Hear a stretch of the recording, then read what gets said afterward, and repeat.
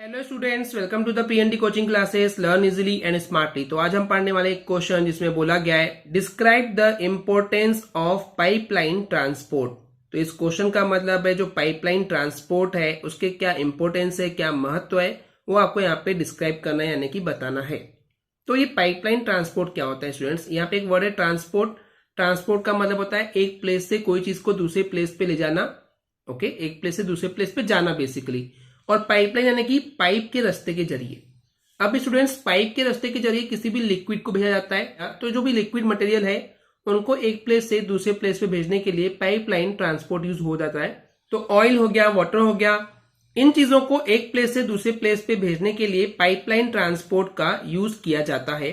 तो इनकी इंपॉर्टेंस क्या है, चलिए समझते हैं इस चीज को आंसर से। तो जैसे कि स्टूडेंट्स कोई भी सॉलिड हो गया, लिक्विड हो गया या फिर ड्राई गुड्स यानी कि सूखी हुई चीजें हो गई, इनको ट्रांसपोर्ट किया जाता है जनरली रोड के जरिए, रेल के जरिए, वाटर के जरिए या फिर एयर यानी कि एरोप्लेन्स वगैरह, एयरक्राफ्ट हो गए, इनके जरिए भेजा जाता है, राइट।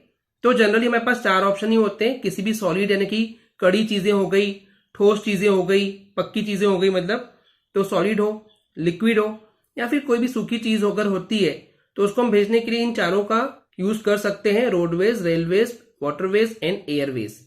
लेकिन अगर हम सिर्फ और सिर्फ लिक्विड और गैस की बात करते हैं, जो भी मटेरियल लिक्विड में हो या फिर गैस वाले मटेरियल में हो, तो उनको ट्रांसपोर्ट किया जा सकता है इन पाइपलाइंस के जरिए। तो इसी वजह से यहाँ पे नेटवर्क ऑफ पाइपलाइंस है। नेटवर्क ऑफ पाइपलाइंस का मतलब है कि बहुत सारी पाइपलाइंस जो हैं वो बिछाई गई हैं, लेड यानी कि बिछाई गई हैं, लगाई गई हैं, ताकि हम ट्रांसपोर्ट कर सकें किस किस चीज को। क्रूड ऑयल हो गया, पेट्रोलियम प्रोडक्ट्स हो गए या फिर जो भी दूसरी गैसेस हैं जिनको हमको एक प्लेस से दूसरे प्लेस पे भेजना है, तो उसके लिए बहुत सारी पाइपलाइंस का नेटवर्क जो है वो बिछा हुआ है। तो इसलिए पाइपलाइन ट्रांसपोर्ट भी बहुत ज्यादा यूज होता है। और इसको इन डिटेल में समझने के लिए हम देखते हैं कि इसके लिए मेन इंपोर्टेंस क्या है, क्या मेन महत्व है इन पाइपलाइन ट्रांसपोर्ट को यूज करने के पीछे। तो सबसे पहला इंपोर्टेंस है, पाइपलाइंस को बिछाया जा सकता है डिफिकल्ट और अंडुलेटिंग टेरेन्स में।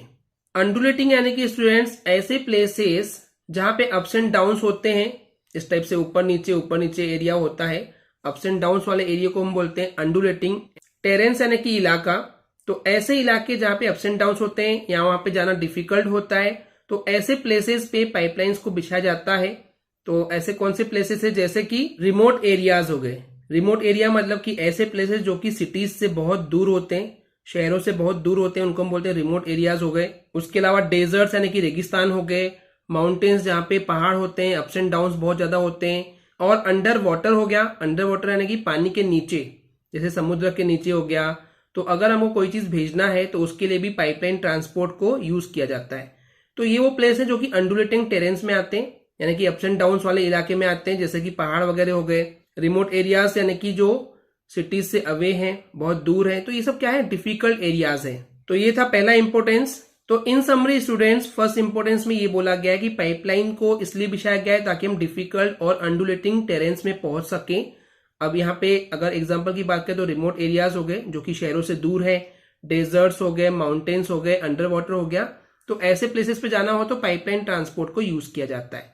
सेकेंड इंपोर्टेंस है कि इन पाइपलाइंस को बिछाने के लिए स्टार्टिंग में जो कॉस्ट है, जो पैसे लगते हैं वो बहुत ज्यादा लगते हैं, लेकिन उसके बाद किसी भी चीज को इस पाइपलाइन से भेजने के लिए जो कॉस्ट होती है, जो पैसे लगते हैं, वो बहुत ही कम लगते हैं। तो यहाँ पे एक वर्ड आया है लेइंग पाइपलाइंस, यानी कि इन पाइपलाइंस को बिछाने के लिए, यहाँ लगाने के लिए स्टार्टिंग में बहुत ज्यादा कॉस्ट लग जाती है, बहुत ज्यादा कीमत लग जाती है, पैसे लग जाते हैं। सब्सिक्वेंट यानी कि लेकिन उसके बाद रनिंग यानी कि इसमें कोई चीज को भेजना जो है उसकी जो कॉस्ट है, कीमत है, वो बहुत ही कम हो जाती है।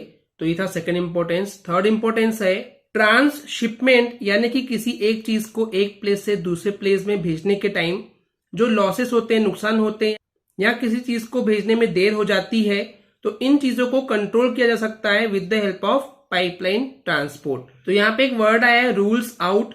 रूल्स आउट का मतलब होता है कंट्रोल करना स्टूडेंट्स। तो ट्रांसशिपमेंट में किसी एक चीज को एक प्लेस से दूसरे प्लेस पे भेजने में जो नुकसान होते हैं या जो देर लगती है, टाइम लग जाता है, उसको कंट्रोल किया जा सकता है with the help of pipeline transport. And इसके अलावा हमको क्रूड ऑयल को ट्रांसपोर्ट करना हो या किसी गैसेस को ट्रांसपोर्ट करना हो, वो भी दूर प्लेसेस पे, तो उसके लिए भी पाइपलाइन ट्रांसपोर्ट जो है वो बहुत ज्यादा यूज किया जाता है। ओके स्टूडेंट्स, क्लियर है। नेक्स्ट इंपोर्टेंस है रिमोट एरियाज में रिमोट एरिया मतलब ऐसे एरिया जो कि सिटी से, शहरों से दूर होते हैं, उनको हम बोलते हैं रिमोट एरियाज। तो रिमोट एरियाज में जहां पे इलेक्ट्रिसिटी के जो पावर प्लांट होते हैं, इलेक्ट्रिसिटी के ऐसे पावर प्लांट जहां पे गैस को यूज किया जाता है इलेक्ट्रिसिटी को बनाने के लिए, या हीट को यूज किया जाता है इलेक्ट्रिसिटी को बनाने के लिए।